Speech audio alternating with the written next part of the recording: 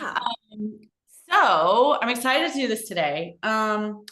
I guess some questions that I would love to maybe get answered and maybe kind of pick your brain about is overarching theme is trying to figure out when to scale, how to know the signs, like when you're kind of reaching that point, and maybe if there's any blind spots that might be helpful for me to consider as I'm taking this all into account. Okay. Um, and I'll kind of give like a brief overview of my journey so far with my own practice to kind of like catch up to speed. So I was working at a group practice virtually based out of Atlanta for a while since like 2018.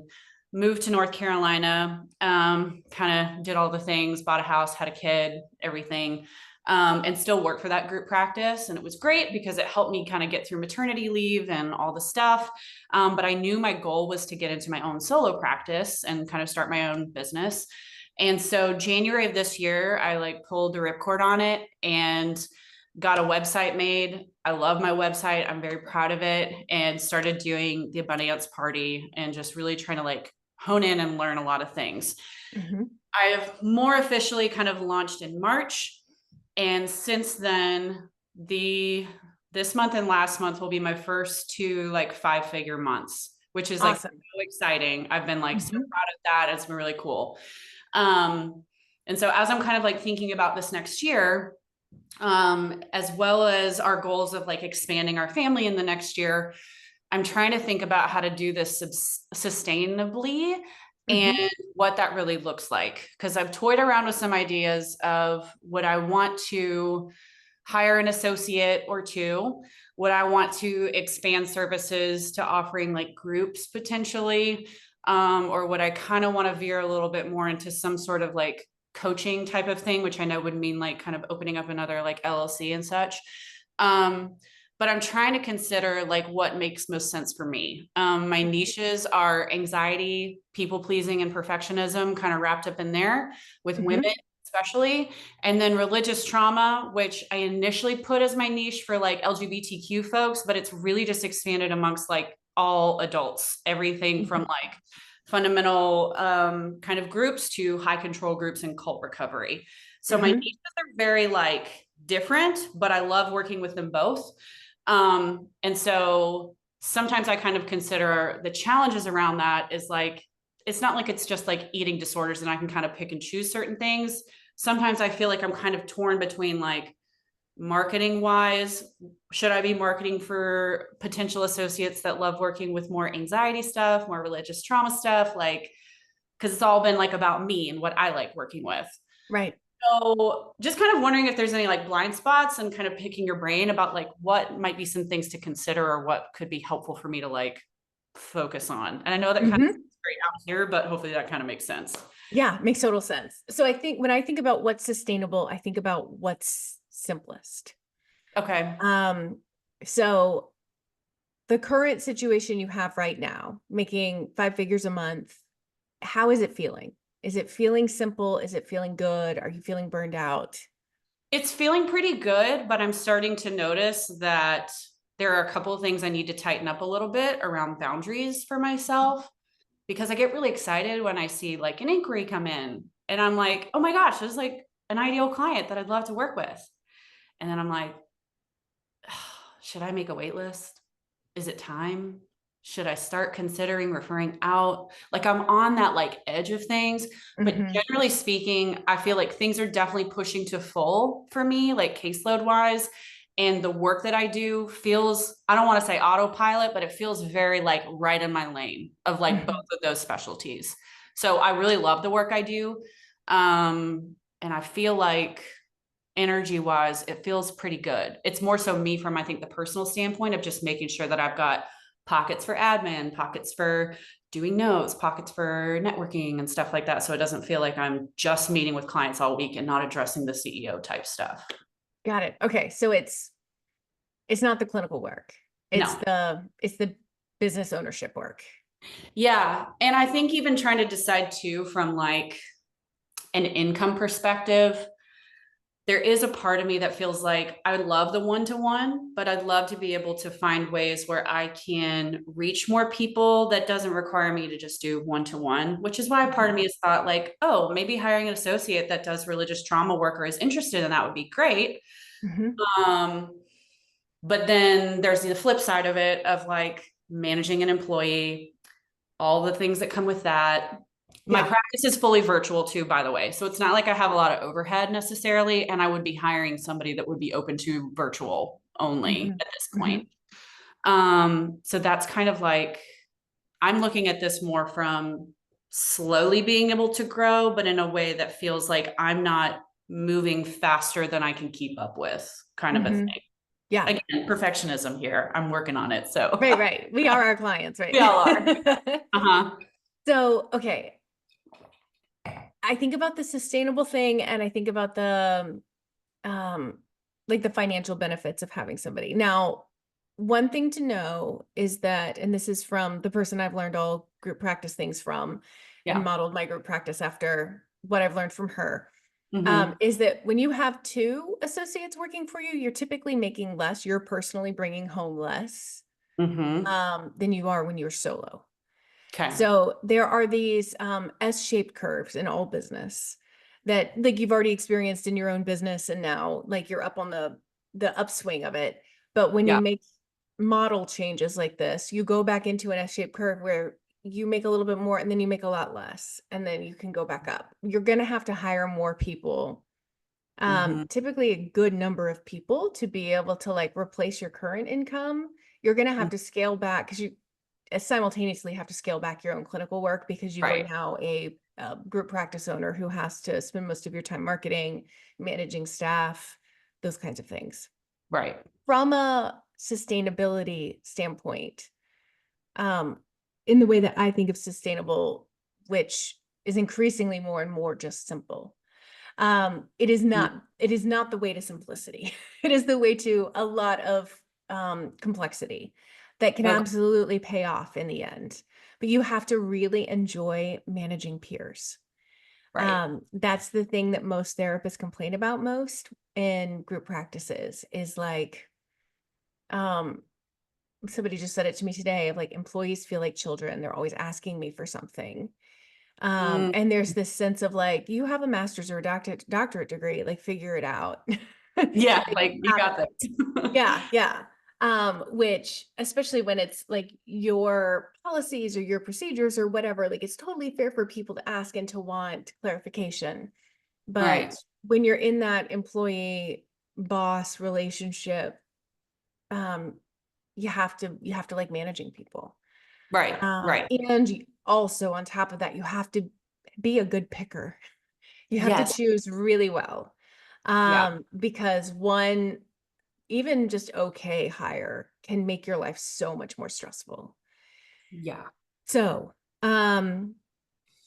Okay. that's kind of that's how I view group practice. Now, I own a group practice that is very small intentionally. I have one person working for me because she's basically perfect for me. Um, right? So like it's a very symbiotic relationship. I usually like I always frame it as like we work together, not she works for me. She Yeah. doesn't want to manage any of the business stuff. I don't Mhm. mind managing the business stuff. Um, I trust her so much clinically, like Yeah. it's easy and it's been easy for years and years and years. So we will check in every now and then. She's like, are you sure you still want to do this? I'm like, yeah, are you sure you still want to do this? And Yeah. the answer keeps being yes. So I love her.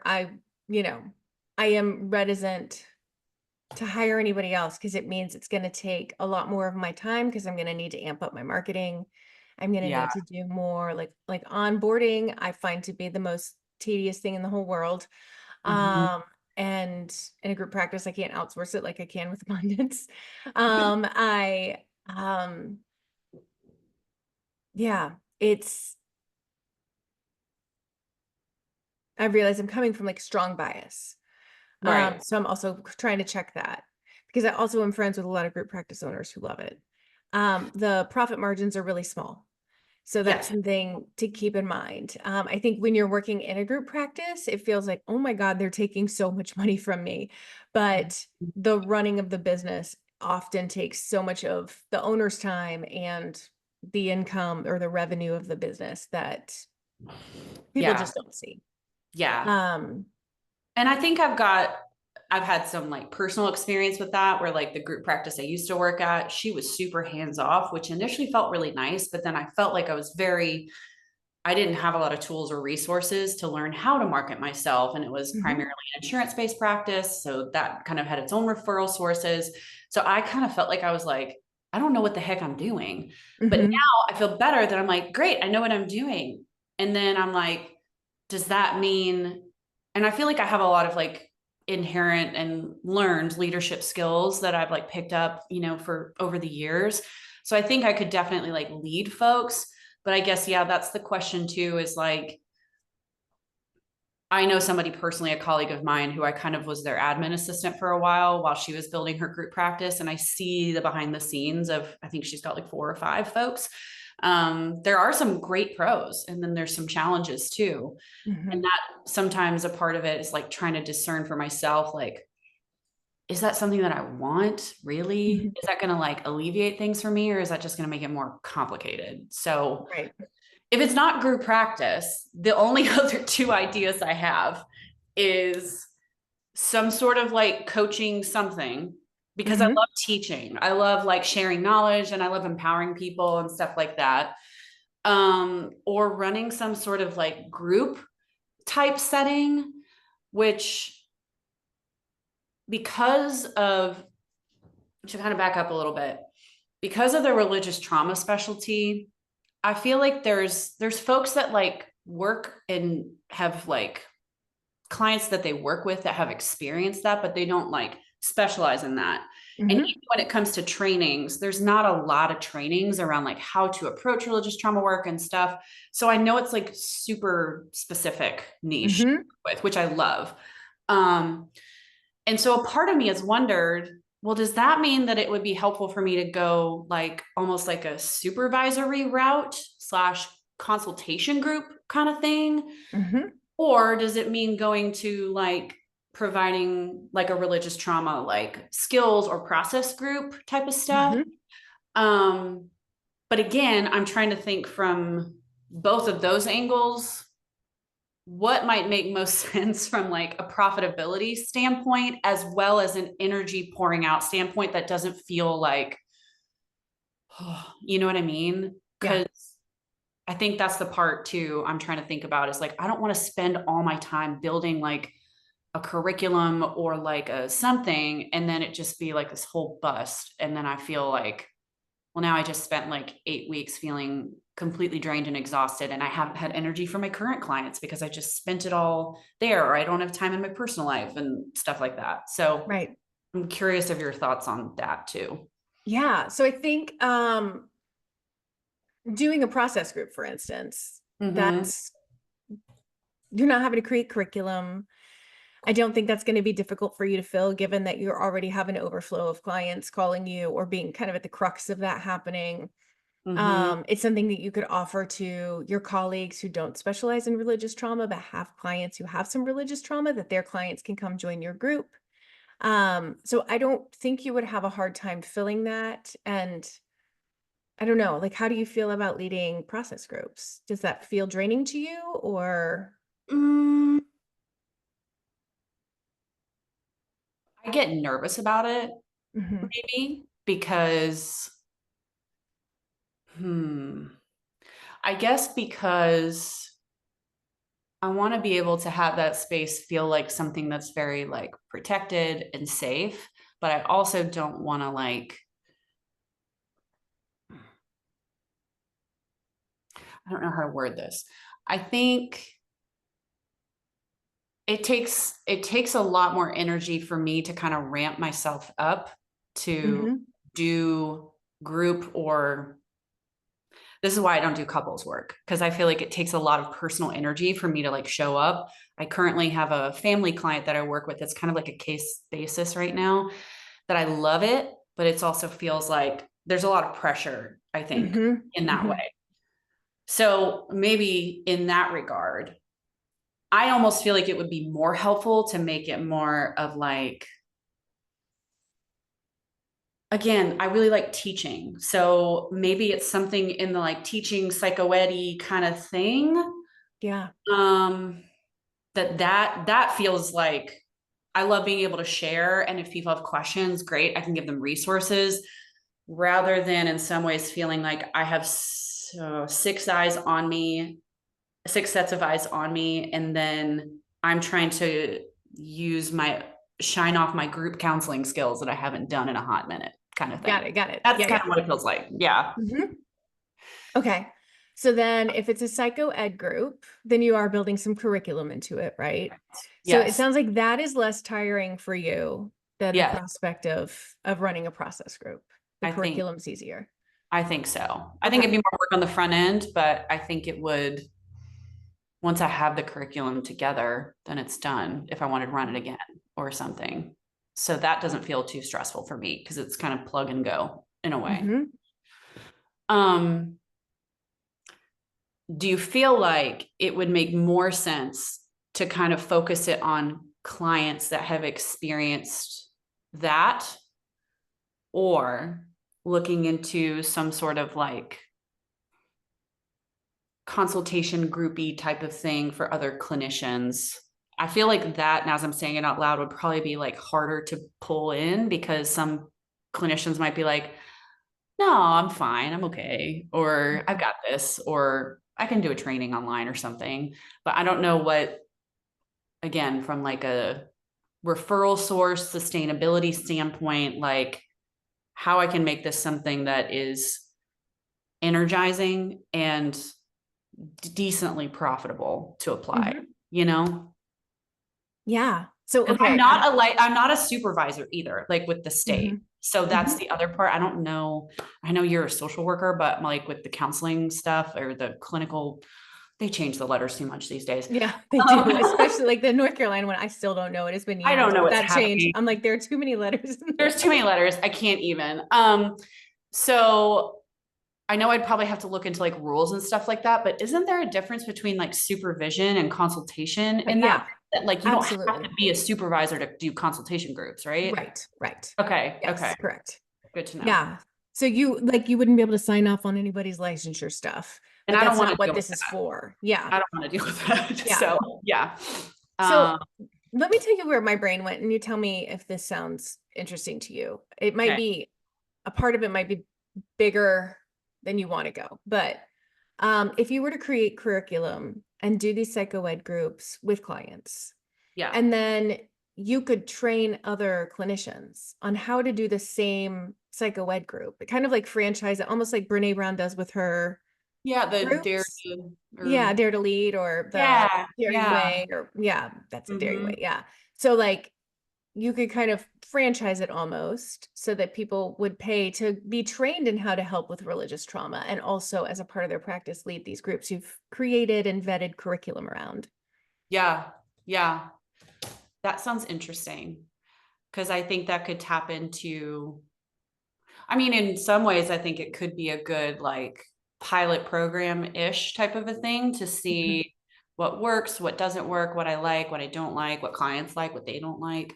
Yeah. Um, and then be able to make it like a training slash a course type of a thing. So that kind of leans more into the coaching stuff, Mhm. possibly. But But it's all it, clinical, so it can still, you don't have to start a whole new business. right, right. That makes sense. Okay. And I mean, I would run the group as much as possible for at least a year, Yeah. to like really get the kinks out and really feel like, because group dynamics can shift things so differently. And so like Mm-hmm. trying the curriculum with different groups and seeing what gets tweaked along the way. And Mm-hmm. then like in the meantime, you could be doing consultation with professionals. Right. But I wouldn't like franchise the group until you feel like, okay, I've got it, you Okay. know? No. Yeah. Okay. Okay. Um, do you feel like there's any other things that would be maybe helpful for me to consider, i.e.,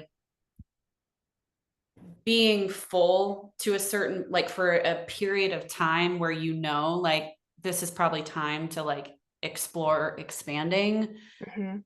Because I know I'm potentially judging this off of a time of year. where clients are generally coming to therapy more frequently. It's Mhm. October. That I guess that's the other part too, is trying to consider like, are the referral sources going to be like filled enough to be able to offer something like this that Mhm. doesn't feel like it's pulling away from any like one-to-one work, if that makes sense. Because the other Yeah. thing I've been considering too, which I'll probably be doing in the new year, and I feel a little like nervous about it, is increasing my rates Mhm. by $20 an hour, which some people Mhm. have told me I should double that, because right now I'm 155, so I'm considering going to 175. Um, so I know there might be some clients that might scale back or could give me a little bit more cushion room with that. But again, Mhm. I'm kind of like feeling this question mark of like, when are the times to pull the like record on things? Mhm. How long is a good amount of time before it feels like this is probably a good choice to do? Yeah. If that makes Yeah. sense. What we see so much, like we've got our limitless practice program, which is all Yeah. full therapists. They're usually raising their rates or getting off insurance, right? And what we see with them and what I've seen in the 10 years of helping therapists with this is that everybody overestimates how many people are going to leave. Yeah. Or how many people are going to have to go to every other week or once a month or something like that as a result of the fee increase. When you're Mm-hmm. already private pay, it's like nominal the amount of people that leave, especially with that kind of a price hike. I would be surprised if anybody left. Okay. Okay. So I wouldn't bank on a bunch of free time is what I'm saying. Okay. Okay. Yeah. And I would look at, I mean, you don't have years of data or anything like that to say like, okay, well, I know that February things really ramp up. Whereas, Right. December, they're always slow. Cause like my niche is always slow in December, but I'm pretty okay during the summer. Yeah. So everybody's got kind of a different cadence and you haven't been doing it long enough to know what your cadence is yet. Right. Um, so I would make sure that you're like either your EHR or you in a spreadsheet are keeping data of like when did the calls slow down or when did the referrals slow down? Mm-hmm. What months do I just see fewer people because it's that month or that thing is Sure. happening. Yeah. Um, so I would be looking at that over the past year. Mm-hmm. Um, I mean, you got full fairly quickly, Mm-hmm. which is awesome. Yeah. Because yeah, September you were already making five figures and you really got ramped up in what, March? Mm-hmm. So I That's don't have concerns about your marketing. It's clearly working. okay. Okay. Um, Good to know. so I would look at expanding based on your energy. And I always want when people are talking about any sort of scaling to just come back to why. Like, why are you scaling? Is there a way that you could help more people without it taking your time, without it needing to be monetized? So that could be a like monthly donation to your local sexual assault center that helps pay a clinician's salary that allows them to see clients. Yeah. Um, because I say that because I have talked to so many people, some people who do what I do, some people with group practices, some people who do like psychoed courses and things like that. I've had so many of these conversations over the past year where everybody's like, I just wish it was more simple. And I wish I had just increased my fees exponentially in private practice Um, and kept it simple. So like if you're on fire about something and you're really excited to get it like you would not have been able to break through to me when I was starting Abundance that yeah. like you're going to overcomplicate your life a lot. You maybe like this is going to be more than you want to take on at some point. You would not have been able to break through to me because I was so excited and still Yeah. like I am very happy I did it. I'm very Yeah. happy I'm still doing it. Mm-hmm. But for the people that I know who were like, oh, this could be a good way to make some more income, they're the ones who are like, what the F did I do? Mm. Okay. So I think too post hurricane, I'm also coming from this perspective of Right. like, what's the least amount of work you can do so that you can be a part of your community and your life? Yeah. Yeah. Because like, Important. yeah. Right.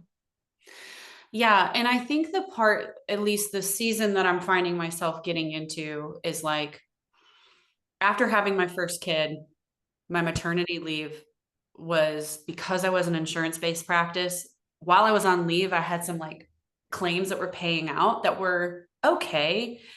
And I didn't plan for it. And when my leave ended, it was like 3 months of like nothing. And I Yeah. felt like I was SOL. And I'm like, Mm-hmm. oh my God. And so there has been a part of me that really kicked my butt into gear to be like, I need to make this happen. And I believe that I can. And I want to make this something that I'm excited about doing. And I've been excited about it like since I started it because I'm like, this is what I meant to do. Like, this is what I love. Mm-hmm. I love serving clients in this way.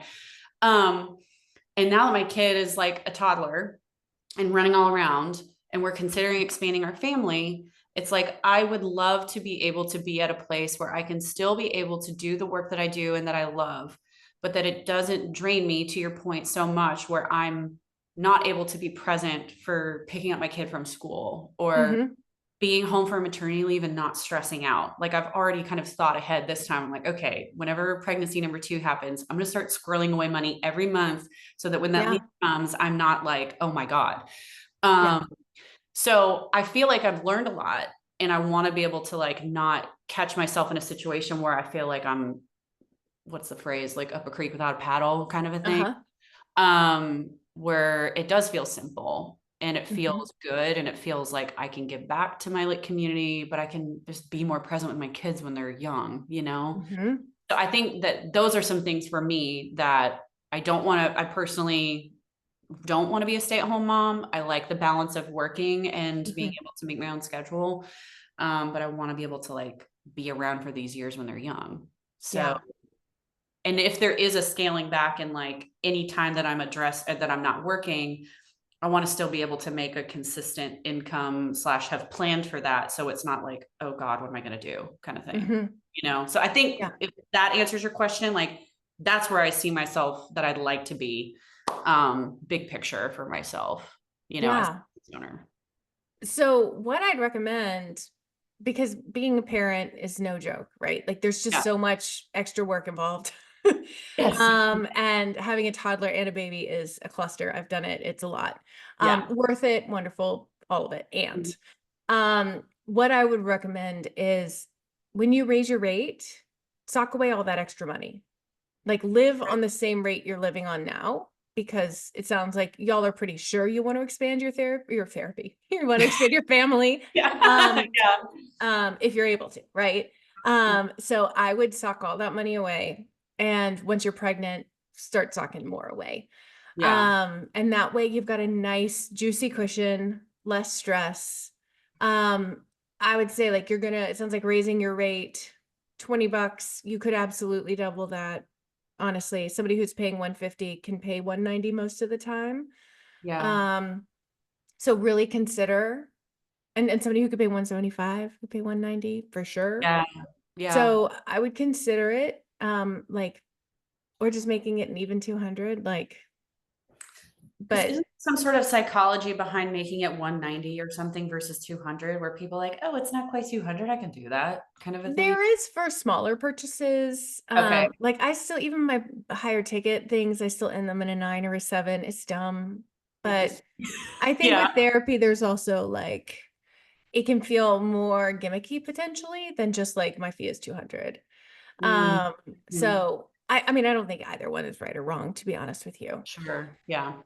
But um, I would consider raising your rate more. And if you do just do the 20 right now, to have another fee increase within or around a year later, Yeah. so that you're able to save more, you're able to work less. Like, Mm-hmm. um, that is the simplest path to making more money versus scaling. Scaling always sounds like it's going to be easy because it sounds like it's less work. It sounds like passive income, and none of that is true.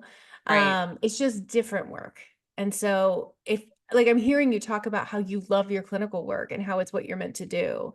If that's Yeah. what you're meant to do, you're not meant to raise employees, you know? Yeah. So I'd think through all those pros and cons and just be really honest with yourself. Because if ultimately what you want is more time and more money, like you can do that in a solo practice by raising your rates, and you're Yeah. marketing well enough that that's not going to be an issue for you. Yeah. Yeah. Okay. That's super helpful. Okay, that's great. I have some good notes to work with. Yay. And I've appreciated the abundance group too, to just be able to like Yay. chat with people and ask questions too. So thank Yeah, you so much for your absolutely. time. For sure. Yeah. Yeah. And I'll see you in there. I do love how Yeah. active you are in there. I'm always like, Oh, where's good. Sam? Yes. Yes. Well, thank you so much for your time. I really appreciate it. And I'm sure I'll be messaging in the group at some point soon. So Sounds good. All yeah. Take right. care. Bye. Bye-bye.